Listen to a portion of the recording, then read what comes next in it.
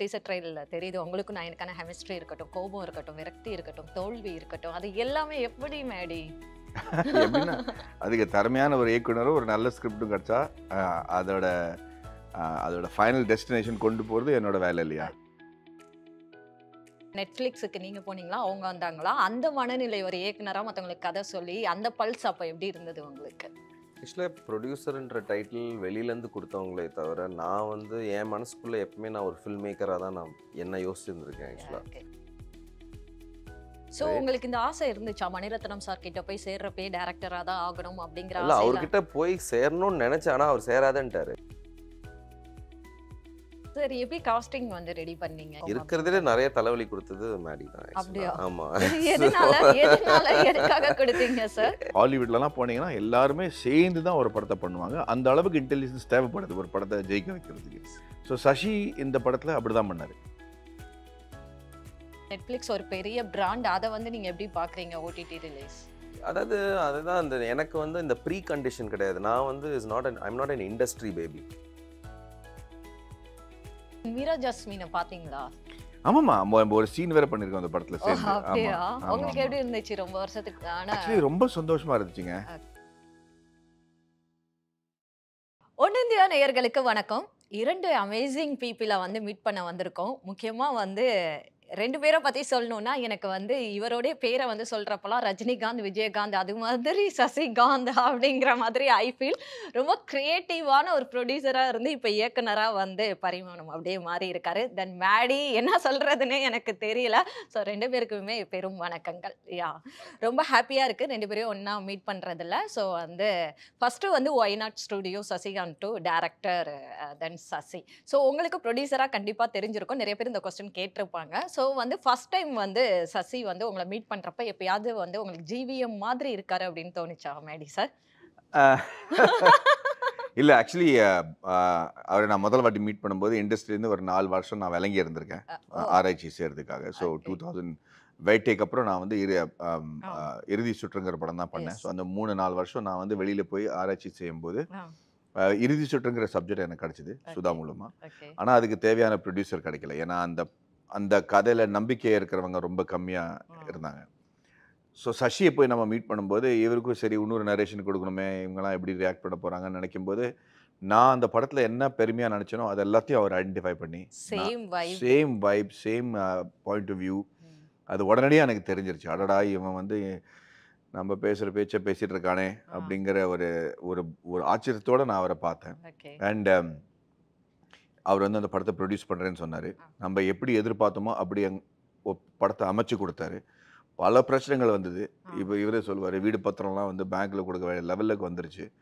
ஆனால் அதை மீறி அந்த படத்தை பயங்கரமாக ரிலீஸ் பண்ணி ஒரு பேரும் புகழும் வாங்கி கொடுத்தது ஒரு ப்ரொடியூசராக இருக்கிறதுனால நல்ல நண்பராக மாறிட்டோம். அவர் மேலே இருக்கிற மரியாதையே எனக்கு அதிகமாக இருந்துச்சு. அது மட்டும் இல்லை, லைக் ஒரு சினர்ஜி இருக்கு. இட்ஸ் லைக் ஹெவன்லி சினர்ஜி மாதிரி தான் நம்ம சொல்ல முடியும். அண்ட் 12 வருஷமாக இப்போ தான் நம்ம ரியலைஸ் பண்ண கிட்டத்தட்ட 13 வருஷமாக நம்ம வந்து ஒருத்தரோட பேசி ஃப்ரெண்ட்ஸாக இருந்திருக்கோம். பட் அந்த டயத்தில் வந்து ஒரு ஸ்ட்ரெஸ்ஃபுல் டைமோ இல்லை ஒரு மன பாதிப்போடையோ இல்லை சண்டை போடுறதோ எனக்கு ஞாபகமே இல்லை. ஆர்கியூ பண்ணுவோம், டிபேட் பண்ணுவோம். But it's almost been a very smooth, ஹெல்த்தியாக தான். ஆமாம், ரொம்ப சூப்பர் ஹெல்த்தியாவா. அண்ட் விக்ரம் வேதா இறுதி சுற்று, நவ் டெஸ்ட், இது 3மே வந்து ஒரு ஆதாரமாக இருக்குது. சார், ஆக்சுவலி நீங்கள் வந்து ப்ரொடியூசராக இத்தனை வருஷம் வந்திருக்கீங்க. ஸோ எடுத்த எல்லா படமுமே வந்து கமர்ஷியல் மூவியாகவே இருக்காது. அது வந்து உங்களுடைய அந்த ப்ரொடக்ஷன் கம்பெனியோடைய பேர் மாதிரி தான், ஒய் நாட் ஸ்டுடியோ மாதிரி ஒய் நாட் அப்படிங்கிற மாதிரி தான் எல்லா படமுமே இருக்கும். ஸோ ஓகே, அப்போ வந்து முதலாளி தான் நீங்கள் இல்லையா? ஒருத்தவங்க வந்து உங்ககிட்ட கதை சொல்கிறாங்கன்னா நீங்கள் வந்து அதை கேட்டு நீங்கள் ஓகே பண்ணுற இடத்துல இருக்கீங்க. இப்போ டேரக்டர். ஸோ நெட்ஃப்ளிக்ஸுக்கு நீங்கள் போனீங்களா, அவங்க வந்தாங்களா? அந்த மனநிலை ஒரு இயக்குனராக மற்றவங்களுக்கு கதை சொல்லி அந்த பல்ஸ் அப்போ எப்படி இருந்தது உங்களுக்கு? ஆக்சுவலாக ப்ரொடியூசர்ன்ற டைட்டில் வெளியிலேருந்து கொடுத்தவங்களே தவிர நான் வந்து என் மனசுக்குள்ளே எப்பவுமே நான் ஒரு ஃபில்ம் மேக்கராக தான் நான் என்ன யோசிச்சுருந்துருக்கேன் ஆக்சுவலாக. பல பேர் வேறு டேலண்ட் எடுத்துன்னு வந்து ஒரு படத்தை க்ரியேட் பண்ணுவாங்க. ப்ரொடியூசர் வந்து வெறும் காசை மட்டும் எடுத்துன்னு வரணுன்ற நிலமையில தான் நம்ம இண்டஸ்ட்ரி எப்போவுமே இருந்திருக்கு ஆக்சுவலாக. பட் அது காசு மட்டும் இல்லாமல் க்ரியேட்டிவ் அந்த சினர்ஜி அண்ட் ஒரு விஷயத்தை நம்மளால் அந்த ஒரு ப்ராடக்ட் கொடுக்க முடியும்னால தான் நான் வந்து ப்ரொடியூசராகவே ஆனேன் நான் ஆக்சுவலாக. ஸோ எப்பவுமே அந்த அந்த அந்த பக்குவம் மாறவே இல்லை. ஒரு கதை அந்த கதையை சொல்லணும்னு விரும்புகிறோம் இல்லையா, அதுதான் எப்பவுமே எனக்கு முன்னாடி இருக்கும் ஆக்சுவலாக. ஸோ மற்றவங்க வேணால் என்னை ப்ரொடியூசராக பார்த்துருக்கலாம், நான் வந்து ஒரு ஃபில்ம் மேக்கராக இந்த படத்தை நம்ம போய் மக்கள்கிட்ட சேர்க்கணும், அது நான் என்னெல்லாம் பண்ணணும் அப்படின்னு தான் யோசித்தேன் நான். அதே மாதிரி தான் இப்போவுமே வந்து, ஏன்னா இப்போ நான் வந்து டைரக்டர் ஆகணும்னு நினச்சிருந்தேன்னா ப்ரொடியூசர் என்றைக்கும் எனக்கு சான்ஸ் கொடுத்துருப்பார்ல, ஏன்னா நான் தானே ப்ரொடியூசர் ஆக்சுவலாக. பட் அந்த ப்ரொடியூசருக்கு தெரியும் இப்போ இவன் கரெக்டாக டைம் வந்துருச்சா, இவனுக்கு டைரக்ட் பண்ணுற அந்த திறன் வந்துருச்சா அப்படின்றது வந்து தான் டைரக்டரோட ப்ரொடியூசரோட main focus. So I knew this was the time. So உங்களுக்கு இந்த ஆசை இருந்துச்சா மணிரத்னம் சார் கிட்ட போய் சேர்றப்பே டேரக்டராக தான் ஆகணும் அப்படிங்கிற இல்லை, ஆசை? அவர்கிட்ட போய் சேரணும்னு நினச்சேன், ஆனால் அவர் சேராதன்ட்டார் ஆக்சுவலாக. ஸோ ஏன்னா நான் ஏற்கனவே ஆர்கிடெக்ட் ஆகிட்டேன். ஆர்கிடெக்ட் ஆகி இப்போ already started in that journey. But ஆனால் நான் ஆர்கிடெக்ட் ஆகிறதுக்கு முன்னாடி ஃபில்ம் மேக்கர் ஆகணும்னு தான் நினச்சேன் நான் ஆக்சுவலாக. So when I came back in to the industry, I said okay எப்படி கற்றுக்கலாம், அசிஸ்டன்ட் டைரக்டர் ஆகி கற்றுக்க முடியாது ஏன்னா வயசாயிடுச்சு. ஸோ அதனால் படம் ப்ரொடியூஸ் பண்ணி அதுலேருந்து ஸ்லோவாக எப்படி படம் எடுக்கலான்னு கற்றுக்கணும் அப்படின்றதுனால தான் அந்த ரூட்டில் போனது. ஸோ இப்போ நீங்கள் கேட்ட கேள்வி வந்து நெட்ஃப்ளிக்ஸ்க்கு போனோமா இல்லையான்னு. ஏசி ஒரு ப்ரொடியூசரோ ஒரு டைரக்டரோ காசு பண்ணுறோம், பேர் வருது, இப்போ இது அதெல்லாம் வேறு. நம்ம எடுத்த படம் எத்தனை பேருக்கு போய் சேர்ந்துச்சு, அவங்க என்ஜாய் பண்ணாங்களா இல்லையான்றது தானே இருக்கிறதுலே பெரிய சக்ஸஸ்.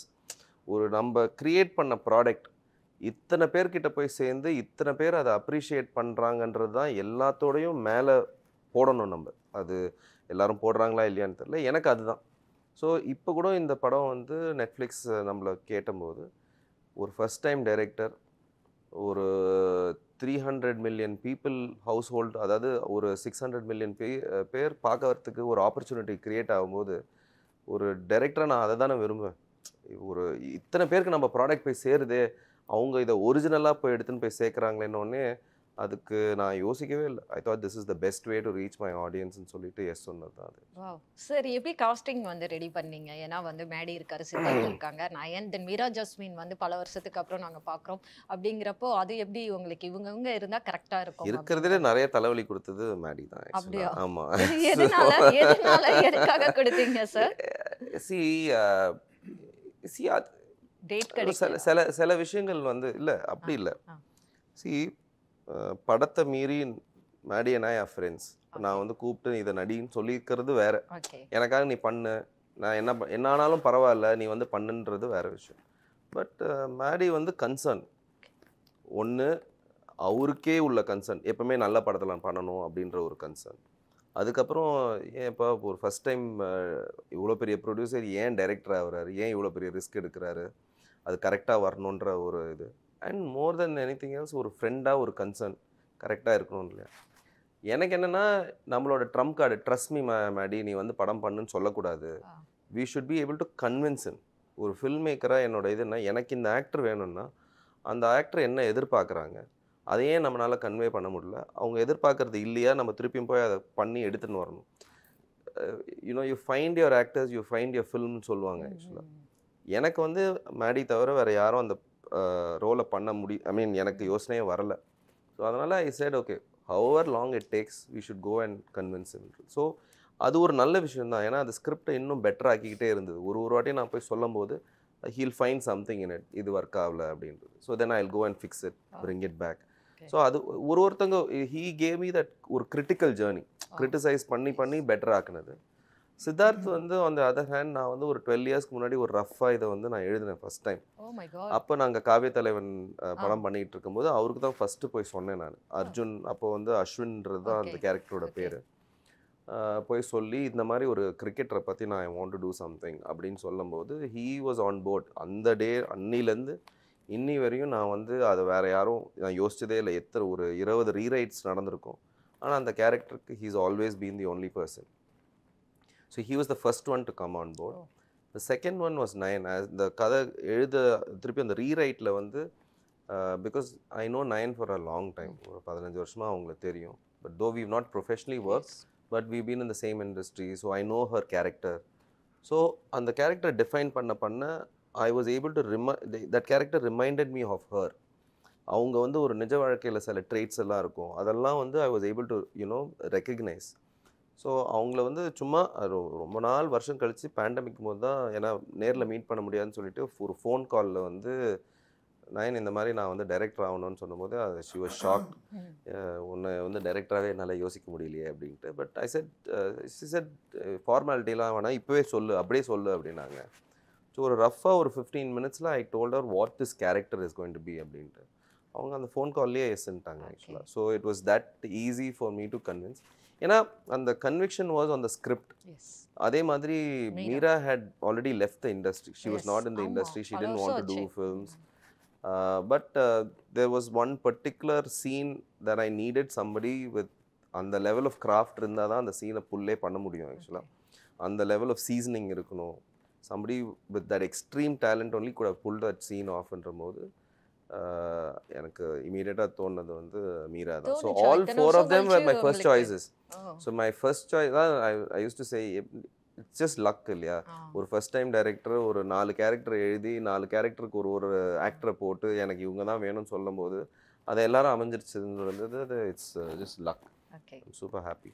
இது கிரிக்கெட் படமா இல்லை ஃபேமிலி ட்ராமாவா என்ன மாதிரி? டீசர் ட்ரைலர் பார்க்குறப்போ சம் கன்ஃபியூஸ்ட் இருக்கு. ஆனால் நீங்கள் செம்மையாக அதை ஹேண்டில் பண்ணியிருக்கீங்க தெரியுமா? அந்த டீசர் ட்ரைலரில் தெரியுது உங்களுக்கு நான் எனக்கான கெமிஸ்ட்ரி இருக்கட்டும், கோபம் இருக்கட்டும், விரக்தி இருக்கட்டும், தோல்வி இருக்கட்டும், அது எல்லாமே எப்படி மேடி? எப்படின்னா அதுக்கு திறமையான ஒரு இயக்குனரும் ஒரு நல்ல ஸ்கிரிப்டும் கிடச்சா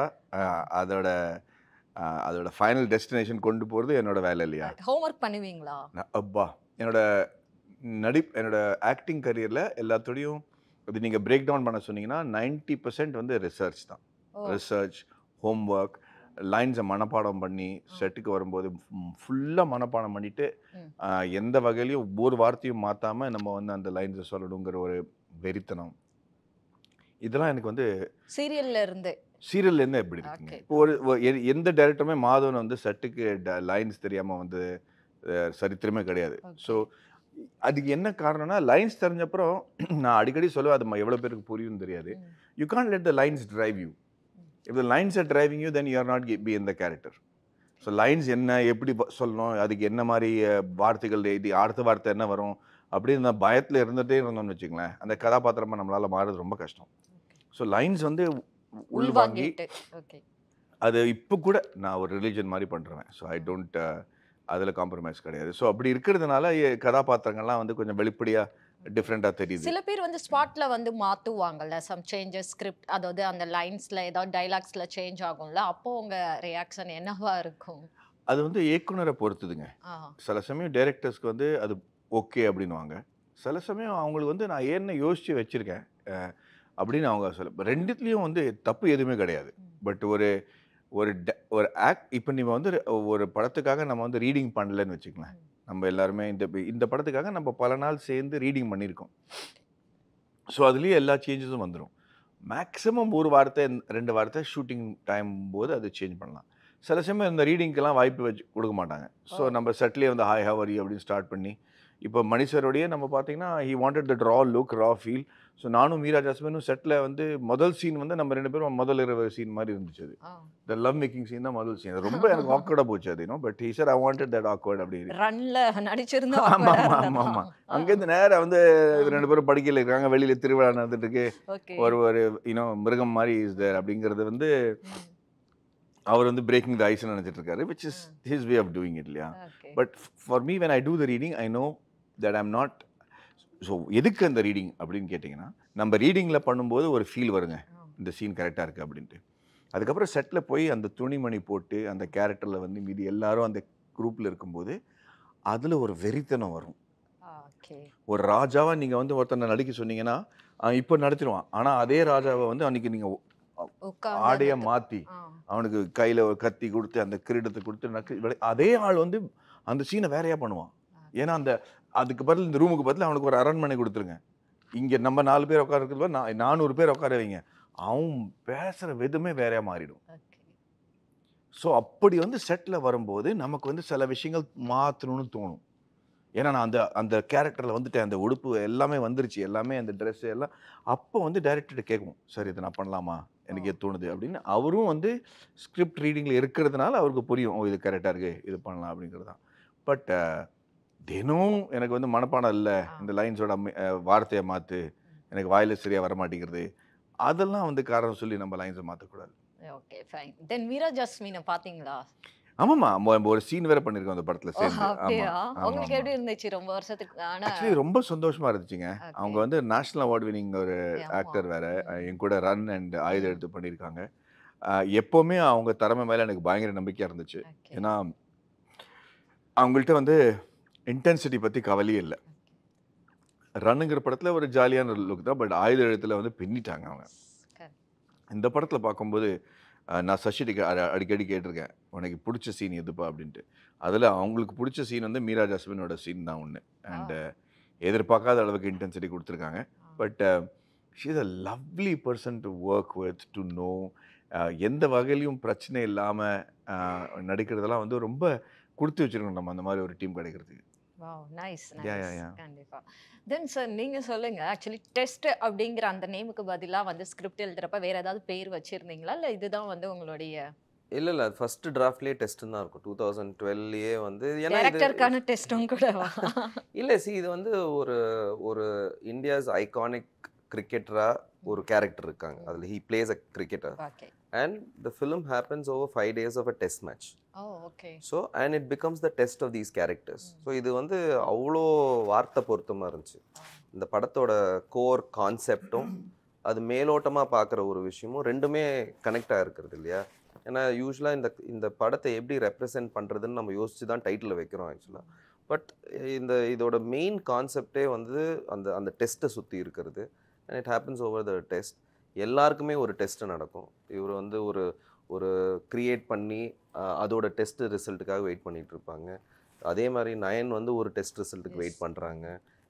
கிரிக்கெட்டர் வந்து ஒரு டெஸ்ட் விளையாட போகிறாங்க. ஸோ எல்லாருக்கும் அந்த வார்த்தை பொருத்தமும் அந்த இடத்துல அமைஞ்சுது ஆக்சுவலாக. ஸோ இது ஐ மீன் இட்ஸ் நெவர் தாட். ஏன்னா நிறைய பேர் நடுவில் வந்து இது இங்கிலீஷ் ஏன்னா இது நாங்கள் டைட்டில் வச்சது 12 வருஷத்துக்கு முன்னாடி. அப்போ வந்து இங்கிலீஷ் டைட்டில் ஒன்றும் அப்போ வந்து நாட் இன் யூஸ்.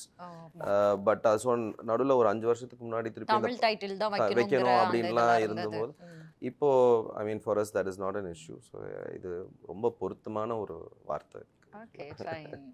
தென் உங்களுக்கு ஓடிடி ரிலீஸ் பண்றது ஒன்றும் புதுசு கிடையாது இல்லையா? நீங்க வந்து பிராட் மைண்டட் வேற. தென் உங்களுடைய மூவிஸும் வந்திருக்கு. அதுக்காக வருத்தப்படுற ஆளும் கண்டிப்பா சசி கிடையாது. ஆனா நெட்ஃபிளிக்ஸ் ஒரு பெரிய பிராண்ட். அதை வந்து நீங்க எப்படி பாக்குறீங்க ஓடிடி ரிலீஸ்? அதாவது அதுதான் அந்த எனக்கு வந்து இந்த ப்ரீ கண்டிஷன் கிடையாது. நான் வந்து I'm not an industry baby.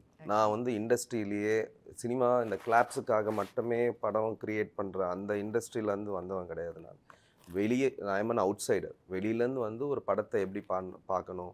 இப்போ நான் பார்த்து வளர்ந்த படங்கள் எல்லாமே இன்னும் கூட எனக்கு எஃபெக்ட் பண்ணுற படங்கள் நான் வந்து ஃபஸ்ட்டு டிவியில் தான் பார்த்தேன். நீங்கள் காட்ஃபாதர் எங்கே பார்த்தீங்க? நான் தியேட்டர்ல இப்போ ரீ ரிலீஸ்ல பார்த்தேன்.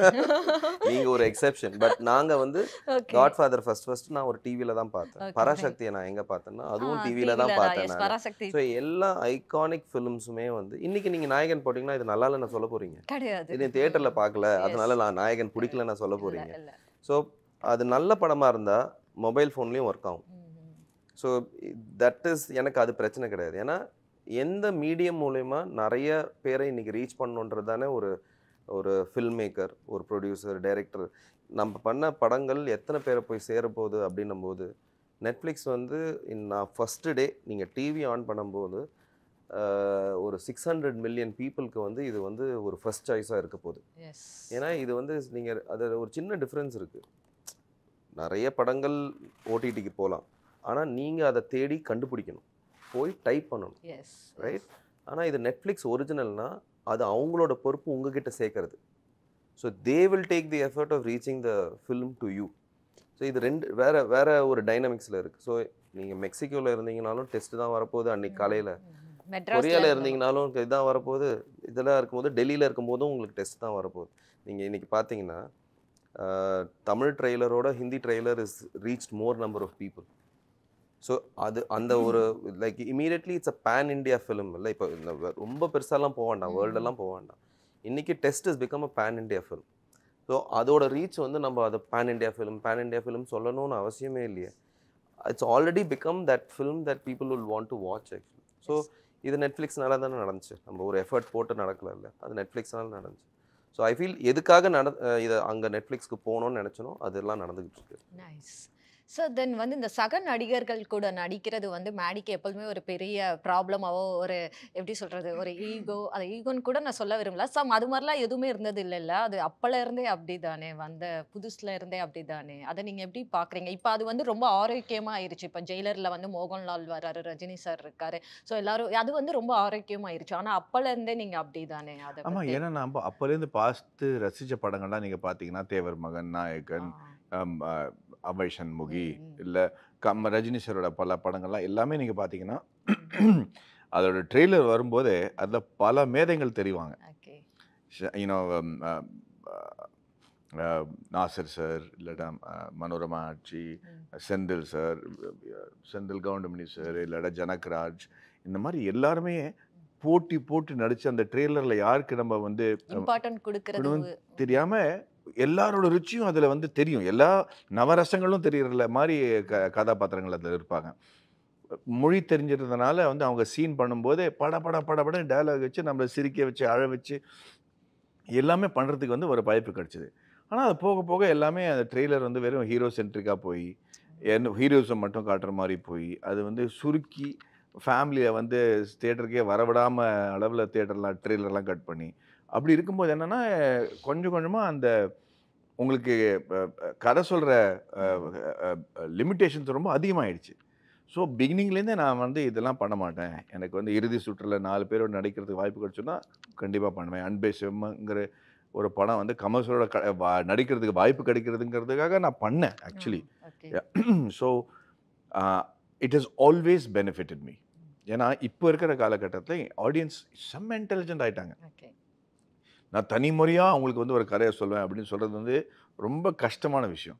ஹாலிவுட்லலாம் போனீங்கன்னா, எல்லாருமே சேர்ந்து தான் ஒரு படத்த பண்ணுவாங்க. அந்த அளவுக்கு இன்டெலிஜென்ஸ் தேவைப்படுது ஒரு படத்த ஜெயிக்க வைக்கிறதுக்கு. ஸோ சசி இந்த படத்துல அப்படிதான் பண்ணாரு. அவருக்கு வேணுனா எந்த டெக்னீஷியனாலும் எடுத்திருக்கலாம். எந்த மியூசிக் டைரக்டர் வேணாலும் எடுத்திருக்கலாம். பட் அவருக்கு இந்த கதைக்கு இவங்க தான் தேவைன்னு சொல்லிட்டு புதுசா எல்லாரும் எடுத்திருக்கிறாங்க. ஸோ அப்படி அந்த நம்பிக்கை, அந்த கான்ஃபிடன்ஸ் இருக்கும்போது, அ மல்டி ஸ்டாரர் பண்றது வந்து தப்பே கிடையாது. ஹிந்தியில கூட நான் அது பண்ணியிருக்கேன். அதில தான் அதிகமான வெற்றியும் எனக்கு கிடைச்சிருக்கு. ரங் தே பசந்திலேருந்து ஷைத்தான் வரைக்கும் everything is you know. So I think it's worked for me. Then ஹீரோயினுக்கும் பெரிய முக்கியத்துவம் கொடுக்குற படங்கள் தான் ஹிந்தியா இருக்கட்டும் தென் அது தமிழா இருக்கட்டும் அந்த மனப்பக்குவம்லாம் முன்னால இருந்தே மேடிக்கு எப்படிங்கிறது தான் எனக்கு ஏன்னா வந்து எனக்கு ஆச்சரியமா இருக்கு ஏன்னா நிறைய ஹீரோஸ் அதெல்லாம் இப்பதான் பண்ணிட்டு இருக்காங்க ஃபர்ஸ்ட் நீங்க வந்து டைம்லலாம் அது பெருசா கிடையாது நீங்க கங்கனா கூட ஹிந்தில நடிச்ச படங்களா இருக்கட்டும் இல்ல தமிழ்ல அலைப்பாயுதேலேருந்து, மின்னலிலேருந்து எல்லாருக்குமே என்னோட ஹீரோயின்ஸ்க்கு மிக முக்கியத்துவமான ரோல்ஸ் தானே இருக்குமே. எஸ் ரொமான்டிக் படம் ஓகே அந்த ரொமான்ஸ் அப்படிங்கிறப்போ ஓகே காதல் லவ்ங்கிறப்ப ரெண்டு பேருக்குமே அது வந்து 50-50 கரெக்டா வந்துரும் சார் அது தாண்டி சில படங்கள் இந்த இறுதி சுற்றா இருக்கட்டும் தென் கங்கனா கூட நீங்க பண்ண தனு விட்ஸ் தனுவட்ஸ் மேடம். ஸோ அது மாதிரியான படங்கள்லாம் வந்து அதுக்கே வந்து ஒரு பெரிய இது வேணும்ல கரெக்ட் தானே கரெக்ட் தாங்க. அது வந்து ஐம் எனக்கு வந்து லேடீஸ் மேல இருக்கிற ரெஸ்பெக்ட் அண்ட் வந்து போகவே போகாது. இது போக போக அவங்களுக்கு இருக்கிற அந்த ஸ்ட்ரென்த்து அண்ட் அவங்க வந்து கடைசியா அந்த இங்கிலீஷ்ல ஒரு வார்த்தை இருக்கு. ஏன்னா till be the last man standing அப்படின்னுவாங்க. ஒரு ரிலேஷன்ஷிப்ல எல்லாத்தோடையும் அதிகமான ஸ்ட்ரென்த்து லேடிஸ்க்கு தான் இருக்கும். எங்க வீட்டில் கூட பார்த்தீங்கன்னா, எங்க தாத்தா வேணா ஒரு சிங்கமா இருந்திருப்பாரு. பட் வயசாக ஆக அவங்க மனைவி இல்லாம அவங்களால வாழவே முடியாது. அந்த விமென் தான் ஸ்ட்ராங்கா நிப்பாங்க கடைசியில. எல்லா ஃபேமிலியும் நீங்க பார்த்துங்க ஓரளவுக்கு. ஹெல்த் பிரச்சனையே இல்லைன்னா, ஸ்ட்ராங்கா விமன் தான் கடைசி வரைக்கும் நிப்பாங்க. என் ஃபேமிலியில எல்லாருமே ரொம்ப ஸ்ட்ராங் விமன் தான். எங்க அம்மாலேருந்து எங்க அம்மா வந்து ஒரு பேங்க் ஆஃப் இந்தியால சீஃப் மேனேஜரா 30 வருஷம் இருந்திருக்காங்க. அவங்க குண்டாஸ் எல்லாம் ஹேண்டில் பண்றத நான் பார்த்துருக்கேன். ரவுடிஸ் எல்லாம் அப்படியே அலட்சியமா ஹேண்டில் பண்ணுவாங்க அவங்க. தமிழ் பொண்ணா இருந்துட்டு. ஸோ அதெல்லாம் வந்து பார்த்து அவங்கள்ட்டேருந்து நான் அந்த மரியாதை எனக்கு போனதே கிடையாதுங்க. அவங்களுக்கு இருக்கிற தெம்ப காட்டணுங்கிற ஒரு ஆர்வம் எப்பவுமே இருக்கு எனக்கு சினிமால கூட. ஸோ ஒரு ஒரு ஒரு ஒரு ஒரு படத்துல ஒரு காட்சியில நான் வந்து ஒரு லேடிய அறையணும் அப்படிங்கிறது இருந்துச்சுன்னா, நான் வந்து பல வாட்டி யோசிப்பேன் அந்த படம் பண்ணும்போது. அப்படியா சான்ஸே கிடையாது. நான் வந்து ஒரு ஆம்பளைய இந்த மாரி பண்ணா ஒரு ஆம்பளைய நான் அரைஞ்சிருப்பேனா? அப்படிங்கிற ஒரு கேள்விய கேட்டுட்டு, இது வந்து எங்க அப்பாவா இருந்தா நான் அப்படி பிஹேவ் பண்ணியிருப்பேனா? வீட்ல ஒருத்தரா இருந்தா நான் பிஹேவ் பண்ணிருப்பேனா? அது ஜஸ்டிஃபை ஆனா மட்டும் தான் அந்த மாதிரி ஒரு சீன் பண்ணுவேனே தவிர அது வீணாக வந்து ஒரு மெசாஜனிஸ்டிக் ஆட்டிடியூட் காட்டுறதுக்காக நான் பண்ணதே கிடையாது. ஓ! அப்ப டைரக்டர்ட்ட நீங்க போய் நீங்க டைரக்டரா இருக்கிறப்ப அது ஓகே. ஸ்கிரிப்ட்லயே அவாய்ட் பண்ண நெறைய வாய்ப்பு இருக்கும். சம்மோன் டைரக்டர் அப்படிங்கிறப்போ நீங்க அவங்க கிட்ட போய் அத கேட்கிறப்போ இந்த அவங்க படத்திலேயே இந்த வந்து அவர் படத்துல இருக்கேன். ஒத்துக்கலையே. ஆமா. அப்படியா? அவர் one of the main reasons வந்து அவர் அந்த சீனை எப்பவுமே திருப்பியும் சொல்லி ஓ! நான் பண்ண மாட்டேன் இதை நான் பண்ண மாட்டேன். One of the reasons that he didn't want to do the film. அந்த சீனில் he had a problem. Okay, okay. அந்த கேரக்டர் அந்த இடத்துல எப்படி வந்து லேண்ட் பண்ணுறான், ஓகே. அவனோட ஏன் அது பண்ணுறான்றதுக்கு I hate to keep coming back. அது ஒரு பெரிய பிரச்சனையாக இருந்தது for him. That he kept saying that நான் அடிக்க மாட்டேன், அந்த சீனில் நான் இதை பண்ணியிருக்க மாட்டேன். ஆக்சுவலி இது ஜிவிஎம் வந்து சொல்லியிருக்காரு. அவர் என்ன சொன்னாருன்னா, நான் வந்து எழுதுறப்போ டைரக்டரா இருக்கிறப்போ அத நான் வந்து அவாய்ட் பண்ணிருவேன். ஆனா நான் ஒரு நடிகனா நடிக்க வந்தப்போ நான் டைரக்டர்ட்ட போய் சொன்னா, "இல்ல சார் இந்த சீன் இதுக்கப்புறம் இப்படிதான் வரணும். நான் அப்படிதான் எழுதியிருக்கேன்னு" சொன்னாங்க. ஸோ நான் உட்கார்ந்து யோசிச்சேன். "நீ எதுக்காக வந்த? மணிக்காக வந்திருக்கா? அப்ப சொல்றத செஞ்சு தான் ஆகணும்." அப்படின்னு என்னைய நானே வந்து வந்து சமாதானப்படுத்திட்டு தான் போய் நான் இது பண்ணேன் அப்படின்ட்டு. ஸோ அதுக்கப்புறம் நான் மேடி சொல்றத கேட்கிறப்போ ஐ ஃபீல் இல்லை, பட் ஆனால் அந்த சமாதானம் எதுக்காக வருதுன்னு ஒன்று இருக்குல்ல. எஸ். ஸோ இது வந்து இப்போ ஒரு கமர்ஷியல் சமாதானம் இல்லை, இது வந்து கிரியேட்டிவ் சமாதானம். ஏன்னா அது it needs to be justified. அந்த கேரக்டர் வந்து it's not that it's not there, அவருக்கு புரியணும் அது. ஒரு கேரக்டர் ஒரு சின்ன சின்ன விஷயமா பண்ணி எப்படி அந்த ஃபர்ஸ்ட் சீனில் இவ்வளோ அன்பாக இருந்த ஹஸ்பண்ட் ஏன் அங்கே போனான்றதுக்கு நம்மளுக்கு அந்த ட்ராவலுக்கு ஹி நீட்ஸ் ஜஸ்டிஃபிகேஷனில் அந்த பாயிண்டில் அது வரணும். அதுதான் கரெக்டுன்னு தோன்ற வரையும் இந்த ஆக்டர் ஷுட் ரெசிஸ்ட். அது ஒரு ஒரு பொண்ணு அடிக்கிறதுல மட்டும் இல்லை, அது ஒரு குண்டூசி எடுத்து இங்கே வைக்கணுன்றது கூட அதுக்கு ஜஸ்டிஃபிகேஷன் வேணும் ஆக்சுவலாக. So as an actor he needs to be convinced. அந்த பாயிண்டில் நான் and as a director, as a writer, it's my duty to convince him that the character has come to the right point for that to happen. Okay, nice. So அந்த ஸ்லாப்புக்கு காரணம் வந்து ஒரு behaviour ப்ராப்ளமோ இல்லை அவங்க சொன்ன ஒரு விஷயமோ இருக்கக்கூடாது. ஒரு இன்ஸ்டிங்டிவான ரியாக்ஷனாக இருந்தால் அது ஜஸ்டிஃபைடாக இருக்கும். பட் வந்து அவங்க திமிரா பேசிட்டாங்க, அதனால போய் அவங்கள மூங்கிறது வாய் முடி அப்படின்னு சொல்கிறதெல்லாம் அதெல்லாம் வந்து என்னால் முடியவே முடியாது. அது என்னன்னா தான் நம்ம பண்ணவே மாட்டோம் நம்ம யூனோ. ஸோ அது வந்து ஒரு இன்ஸ்டிங்டிவான ஒரு ஃபிசிக்கல் ரியாக்ஷன் இருந்தால் அதுக்கு வந்து நம்ம ஒன்றும் பண்ண முடியாது. அது வந்து அதுதான் ஸ்கிரிப்டோட அருமை. அது வரைக்கும் நம்ம போவோம். ஸோ சசி சொல்கிற மாதிரி நிறைய பிரச்சனைகள் வந்தது. பட் அவர் கரெக்டாக எனக்கு கன்வின்ஸ் பண்ணார். அதான் மோஸ்ட் இம்பார்ட்டன்ட் திங். பட் இந்த லேடிஸ்க்கு நீங்கள் சொல்கிறதுல முக்கியத்துவம் கொடுக்குறது ஹீரோயின்ஸுக்கெல்லாம் அதுக்கு வந்து அவங்களுக்கு அந்த திறமையும் இருக்கணும். மொழி தெரியலன்னு வச்சுங்களேன், அப்புறம் நான் எப்படி அவங்கள நடிக்க முடியும்? அது எனக்கு மிகப்பெரிய பிரச்சனையாக இருக்குது. எல்லா இன்டர்வியூவில் தான் நான் சொல்லிட்டு இருக்கேன். எனக்கே அவ்வளோவா தமிழ் வராதுன்னு வச்சுங்க. பட் என் அளவுக்கு தமிழ் கூட வராமல் இருந்தால் ஏற்கனவே எழுதின டயலாக்கு நம்ம 2 படி மேலே எப்படி போகுது, எப்படி அதை ரியலாக ஆக்குது அப்படிங்கிறதான் ஒரு கேள்வி இருக்கு இல்லையா? ஸோ ப்ராம்ப்டிங்கே நான் ரியாக்ட் பண்ணி என்னோட நடிப்பை நான் கெடுத்துக்கிட்டேன். அதான் மேட்டர். ஆச்சரியமா தான் இருக்கு. அதாவது அதர் சைட்ல இருக்கிற பீப்புளோடைய இது போறப்போ. ஓகே, ஸோ நான் ஒரு செக்மெண்ட் இதோட நான் இதை முடிச்சிடுறேன். திஸ் ஆர் தட் உங்களுடைய மூவிஸ் நான் வந்து கேட்குறேன். ஸோ எது உங்களுடைய இதுன்னு மட்டும் சொல்லுங்க. Just okay. J R Minnale? Minnale. Okay. Minnale or Rocketry? Rocketry. Rocketry or Alaipayuthey? Rocketry. Rocketry or Kannathil Muthamittal? Rocketry. My God, Rocketry or Run? Rocketry. அதுக்கு என்ன காரணம்னு சொல்லிடுறேன். இல்லைங்க, சினிமாவோட ஒரு விஷயம் வந்து கதை சொல்கிறது, இன்னொன்று வந்து சமுதாயத்தில் வந்து ஒரு இம்பேக்ட் வச்சுக்கிறது, இல்லை ஒரு கதையை மாற்றி அதை ஒரு நல்லது செய்கிறதுன்னு ஒன்று இருக்கு இல்லையா? இந்த எல்லா படமும் நல்ல படம் தான், பெரிய இயக்குனரோட படங்கள் தான். ஆனால் ராக்கெட்ரியை பண்ணதுக்கு காரணம் வந்து ஒருத்தரோட அநியாயம் நடந்திருக்கு. அவர் ஒரு உண்மையான மனுஷர் அப்படிங்கிற ஒரு மனுஷனுக்கு ஒரு படம் வந்து அவரோட வாழ்க்கையே மாற்றிருச்சுங்க. You know what I am saying? Nambi Narayanan ஒருத்தர் வந்து இன்னைக்கு கூட அவர் இருக்கிற காலனியில் அவமானப்பட்டு தான் இருந்துறாரு படம் ரிலீஸ் ஆகிற வரைக்கும். ஏன்னா யாருமே நம்பலை அவர் இன்னசென்ட் அப்படின்ட்டு. பொறாமைப்படுறவங்க படுத்துட்டு பொறாமையாக தான் பார்ப்பாங்க. அவருக்கு ஒரு க்ளீன் சிட்டுங்கிறது வந்து அந்த நேஷ்னல் அவார்டு அண்ட் பத்மபூஷன் கிடச்சப்புறம் கிடச்சிது.